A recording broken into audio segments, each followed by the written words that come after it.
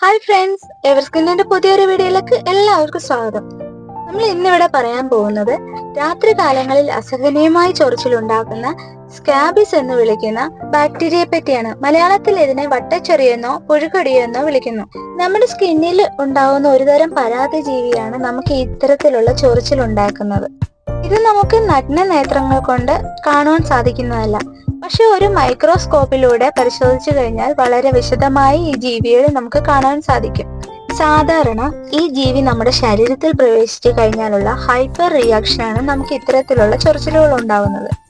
നമ്മുടെ ശരീരത്തിൽ ഒരു പാടോ അല്ലെങ്കിൽ പ്രത്യേകിച്ച് കുരുക്കളോ ഒന്നുമില്ലാതെ ഏതെങ്കിലും ഒരു ഭാഗത്ത് അസഹനീയമായ ചൊറിച്ചിൽ വന്നാൽ നമുക്കത് സ്കാബിസ് ആണോ എന്ന് സംശയിക്കേണ്ടി വരും.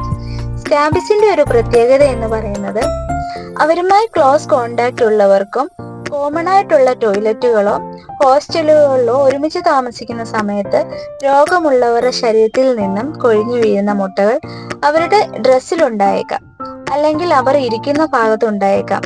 അത് നിങ്ങളുടെ ശരീരത്തെ പറ്റിപ്പിടിച്ച് ഈ ജീവിയായി മാറി നമ്മുടെ ശരീരത്തിലേക്ക് കയറിപ്പോയാൽ ഏകദേശം 2 ആഴ്ചകൾക്ക് ശേഷം ലക്ഷണങ്ങൾ കാണിച്ചു തുടങ്ങുന്നു. മറ്റൊന്നുമല്ല, അസഹനീയമായ ചൊറിച്ചിലാണ് സാധാരണയായി കണ്ടുവരുന്നത്. വിരലുകളുടെ ഇടയിലുള്ള ഭാഗം, കൈയുടെ മടക്ക്, കക്ഷം പോലുള്ള ഭാഗത്ത് വളരെ കോമൺ ആയി ഇത് കണ്ടുവരാറുണ്ട്. അതുപോലെ തന്നെ തുടയിടുക്ക്, മുട്ടിന്റെ ബാക്ക്, സ്ത്രീകൾക്ക് ബ്രസ്റ്റിന്റെ കണ്ണുകൾക്ക് ചുറ്റും ഇവ നന്നായിട്ട് കണ്ടുവരാറുണ്ട്. പലപ്പോഴും പകലത്തെ വിയർപ്പും ഒക്കെ പറ്റിപ്പിടിച്ച് രാത്രിയിലാണ് ഇത് അസഹനീയമായ ചൊറിച്ചിലും മറ്റും ഉണ്ടാകുന്നത്.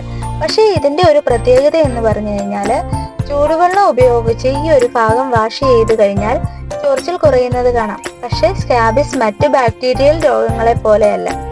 ഇത് ഒരാൾക്ക് വന്നു കഴിഞ്ഞാൽ നിങ്ങളുമായി ക്ലോസ് കോണ്ടാക്ട് ഉള്ള മറ്റുള്ളവരിലേക്ക് പകരുന്നു.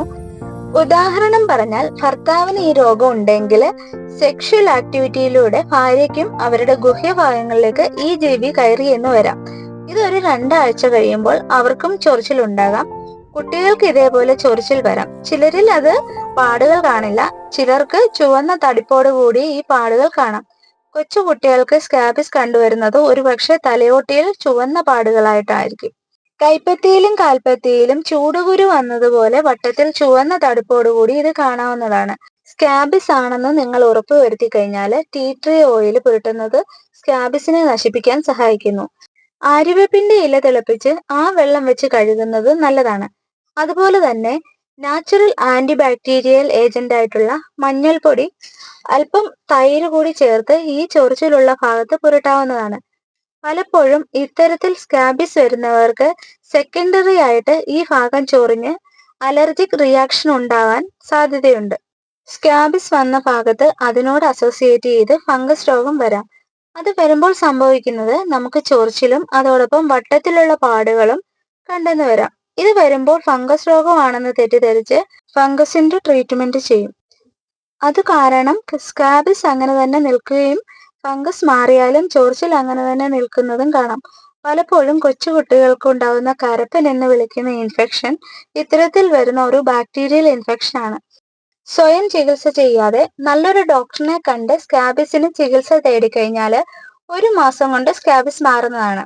സ്കാബിസിനെ പറ്റിയുള്ള ഈ വീഡിയോ എല്ലാവർക്കും മനസ്സിലായി കാണുമെന്ന് വിചാരിക്കുന്നു. സ്കിൻ പ്രോബ്ലംസ് ആൻഡ് സ്കിൻ കെയറിനെ പറ്റി അടുത്തൊരു വീഡിയോയിലൂടെ കാണാം. Thank you so much and keep watching. Signing off Ahalya Binesh, department of dermatology, Sanjeevani hospital.